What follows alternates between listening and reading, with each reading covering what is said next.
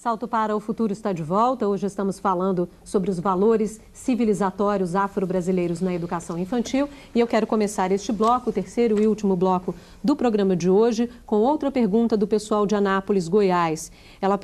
Eles perguntam a Zoilda, por que tem se focalizado o racismo contra os negros e a mistura das raças, se no Brasil não tem só miscigenação de raízes africanas? E aí eu queria incrementar um pouquinho essa questão, se é que a gente pode misturar as questões, mas há também uma dificuldade de entendimento de várias minorias que são também discriminadas, né? Eu conheço histórias de pessoas que, por exemplo, vou dar um exemplo aqui, recebeu uma pizza em casa, uma pessoa negra, e um motoboy que geralmente aqui no Rio de Janeiro, tem raízes nordestinas, né? E pergunta, chama sua patroa, por favor. Quer dizer, há um certo não entendimento das questões de discriminação entre as várias pessoas que são também discriminadas, né? Como se discute isso também, eu não sei se é o caso da educação infantil, mas também, como faz a pergunta, como perguntaram anteriormente, não só com as crianças negras, né? Porque o racismo, ele não escolhe assim, vamos só... Não, ele é geral, tá? Em toda a sociedade existe racismo e, assim, há uma hierarquização. Quem é o grupo que é valorizado socialmente? E aí eles vão hierarquizando essas diferenças humanas. Você acha que é um racismo de minoria para minoria? Ou vamos chamar de minoria? Não, por exemplo, dizer que negro é minoria, né? 50%, 60% não é minoria, da população, verdade, né? Que mulher é minoria, poxa, a maioria da população. Então, são conceitos que justamente reforçam o racismo, no caso. Então, o que eu vou fazer uma classificação do racismo? Você hierarquiza as diferenças, hierarquiza as pessoas a partir de alguém que é escolhido como referencial, como modelo. Então, claro que na nossa sociedade o racismo está espalhado por vários campos, vários lugares. Só que quem é o foco principal? É só ver qualquer dado estatístico de IBGE, né, PNAD, etc. e tal, para ver que a população negra, afrodescendente, afro-brasileira, sobretudo nas suas marcas fenotípicas, são as pessoas que são mais discriminadas. Logo, a gente tem um débito social em relação a essa população. Não tem saída, tá? E com relação à postura do educador, assim, um dos pontos, assim, não vai cair de cima, não é um milagre. Tem que haver um investimento de como eu não me silenciar diante de uma criança que é discriminada por outra, pelo colega, pela professora, pela família. Eu não posso ser omissa e silenciosa diante disso. Então, para isso, eu tenho que mudar o meu olhar. Tem que atuar assim, ter uma perspectiva de professora, o professor pesquisador, na minha prática e de minhas ações, olhar para mim mesma e ver como é que eu estou respondendo a isso, o que é que eu estou fazendo para minimizar o sofrimento dessa criança, porque é um sofrimento. Você está a ser discriminada com 5 anos, 4 anos de idade, um adulto sofre, você está trazendo esse exemplo aí, imagine uma criança, ela precisa do apoio, do olhar dessa professora, e se a professora se silencia, essa professora, ela está sendo conivente, né? Então, como você, como educador, atuar e estar atento para romper com essa perspectiva, e com esse silêncio. Então, eu acho que isso é um ponto a ser trabalhado e o coletivo dá as soluções. A gente tem que aprender, né, pegando a questão dos valores civilizatórios afro-brasileiros, assim, a compartilhar o que a gente está pensando, a compartilhar os nossos sofrimentos, as nossas angústias. Acabou essa ideia de que na minha sala de aula mando eu, fecho a porta, eu faço o que eu quero. Não, a criança, pegando de novo esses valores civilizatórios afro-brasileiros, a criança não é minha aluna, ela é uma criança da comunidade escolar e todos são responsáveis por ela. A participação agora é da Ádila, do Tocantins. Olá. Olá. Eu sou a professora Ádila, cursista do Teleposto da Escola Estadual Dom Domingos Carreiro, Porto Nacional Tocantins, sob a orientação da professora Orzefa Cavalcante. Ao abordar os vários aspectos e contribuições dos valores civilizatórios africanos para a nossa formação cultural, enfatizando a oralidade, circularidade, corporeidade, musicalidade, entre outros, esses princípios as nossas crianças trazem, especialmente as da educação infantil, imbuídos no seu modo de ser e conviver.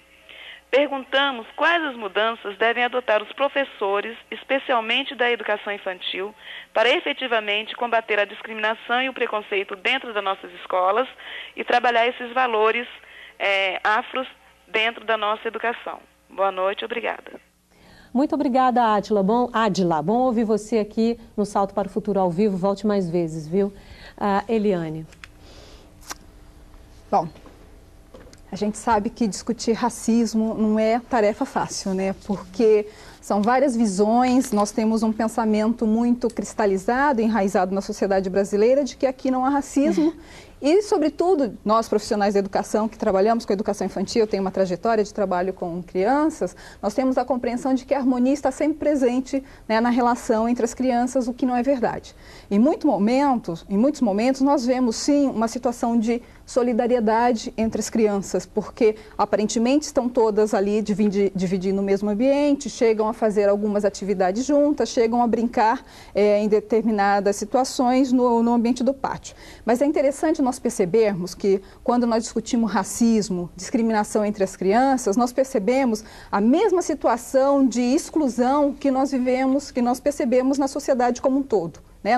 Nós falamos muito da situação de discriminação do negro no mercado de trabalho, onde o negro, quando consegue acessar o mercado de trabalho, recebe normalmente um salário inferior, mesmo tendo a mesma educação, o mesmo processo de formação que o branco. Na educação infantil, para nós pensarmos a existência ou não de harmonia, vale a pena nós analisarmos um momento de conflito. Porque aí essa harmonia se quebra. Como pesquisadora, e vários outros estudos também apontam, situação de discriminação entre as crianças, onde muitas são negadas a participarem de determinadas brincadeiras. Os profissionais da educação podem perceber isso na época de organizar a festa junina, onde muitas crianças negras são deixadas de lado, não são escolhidas, né, para formarem pares. O príncipe e a princesa não podem ser negros, a lourinha ou geralmente o branquinho. E mesmo quando estão se constituindo os grupos para fazerem determinados trabalhos nas escolas, as crianças negras são as últimas a serem incorporadas por esse grupo. Então, a questão, eu penso, na educação infantil, nós também perdemos um pouco deste olhar mágico, onde as crianças não se discriminam. Não é verdade. Tem muitas situações de discriminação que aparecem mais como situação de violência no cotidiano escolar e, infelizmente, nós profissionais da educação não paramos para perguntar para a criança o porquê uma bateu na outra, por que a criança apanhou. Porque as pesquisas também indicam que a criança que vive a violência, diante desse silenciamento da sociedade brasileira e também do cotidiano escolar, na maioria das vezes se silencia e não leva a reclamação por parte do profissional da educação. Mas a criança que vive a violência pode também, em muitas situações, repetir a violência através de uma violência física. Ou seja, a criança negra que é impedida de fazer parte de um grupo, a criança negra que é xingada, que é racizada na escola, ela pode sim morder, ela pode chutar, mas ela não vai ter, dificilmente ela terá, condições de verbalizar essa violência que ela sofreu. Mas a professora, o professor da educação infantil vai perceber a mordida, vai perceber o chute e não vai perceber o que antecedeu aquela violência. Então, assim, pensar o combate ao racismo na educação é procurar primeiro analisar se essa harmonia vivida na escola, ela de fato é real. A gente está na reta final do programa, finalzinho, fechamento. Gostaria de ouvir de vocês as considerações finais. Vamos começar pela professora Patrícia. O que a senhora gostaria de destacar sobre o que debatemos aqui hoje? Todas as perguntas vieram muito no sentido do que nós podemos fazer, como fazer, né? E esse momento que a gente vive é um momento histórico, né? Que a gente tem a possibilidade de fato, fazer uma reparação com relação à população negra no Brasil, com relação à sua história, sua cultura, que durante muito tempo ela ficou invisibilizada no nosso currículo escolar. Então, tem muitas produções, muitas metodologias, mas muita coisa ainda está por ser feita. Então, o que eu faço aqui é um convite a todas as pessoas que trabalham com educação, aos profissionais de educação, que se debruce um pouco mais sobre essas questões, que pesquise, que discuta, que compartilhe, como a Zoida falou, e que produzam metodologias, né? Essas metodologias, muitas delas ainda estão por ser criadas por nós, educadoras e educadores de todo o Brasil. Então, não existem referências, existem alternativas, mas não existem modelos prontos. E essa coisa de chamar ao convite, né, nós somos responsáveis por isso, nós vamos poder construir uma metodologia que contemple e respeite a diversidade, que valorize o patrimônio cultural e histórico de todos os povos do Brasil, né? E que de fato possa combater o racismo que ainda existe no Brasil e que a educação também faz parte desse processo. Então, o convite é de que vamos produzir materiais e metodologias que contemple toda essa discussão que foi colocada aqui hoje. Obrigada, professora Zoilda. Bom, pensar nos valores civilizatórios afro-brasileiros, eu acho que é fundamental nessa perspectiva, tá? Porque eu acredito nisso, para mim hoje isso é visceral. Se você incorpora no cotidiano o princípio do axé, da energia vital, do respeito à vida, do respeito à diferença, do respeito ao outro, no seu cotidiano, no seu olhar em relação à vida, em relação à criança, em relação a você mesmo, imagine se a professora ou professor se sentir alguém tão importante que ele pode, e saber da sua importância como alguém que pode favorecer a vida daquela criança, ela muda a prática. E vice-versa, vai se instituir no cotidiano uma relação de respeito. Se ela valoriza, por exemplo, o corpo do outro, o seu próprio corpo, como respeito às potencialidades, às possibilidades desse corpo. Isso marca uma diferença. Você não é mais a escola e a educação do ouvir, copiar e anotar. Não, você passa a ter uma outra dimensão corporal na escola e de respeito. Se você vê a ludicidade, o respeito à ancestralidade, a quem me antecedeu, e eu com continuidade, eu estou deixando o mundo para outros que virão me receber. Olha, isso muda tudo, nem precisava ter tanta afetação com a questão da ecologia se a gente estivesse respeitando os valores civilizatórios africanos, porque a natureza é divina. E eu faço parte dessa natureza, eu não estou a parte dela, eu faço parte desse conjunto. Então, vários valores a gente tem que redescobrir para reconstituir esse país e essa escola. Esses valores nos constituem. Então, abre o coração para perceber em cada um de nós o quanto somos africanos e afro-brasileiros, né? Obrigada, Zoilda. Eliane. Bom, eu gostaria de me solidarizar com os profissionais da educação, porque eu entendo o quanto que é difícil nós percebermos a existência do racismo e da discriminação na sociedade brasileira como um todo, quando nós temos toda a mídia nos influenciando e negando a existência das desigualdades na sociedade brasileira. Mas no momento em que nós temos a obrigatoriedade do ensino da educação para as relações étnico-raciais, o ensino também de história e cultura afro-brasileira no sistema de ensino como um todo, eu entendo que não dá mais para nós profissionais de educação não estarmos comprometidos de fato com esse processo de transformação. A solidariedade, né, o princípio da solidariedade requer a aceitação das pessoas, a aceitação das diferenças, tolerância, respeito. E é isso que eu venho aqui oferecer. Acho que nós estamos aqui nessa posição de apoio. O trabalho do Ministério, enquanto órgão do governo federal, é um trabalho de apoio técnico e financeiro. E nós, pesquisadores que trabalhamos com educação antirracista, temos essa postura de dialogar com os profissionais de educação, entendendo as dificuldades nossas de trabalhar, de combater o racismo na escola. Mas eu vou terminar citando um trechinho de Paulo Freire, que ele diz que se a educação não muda sozinha a sociedade, sem ela tampouco a sociedade muda.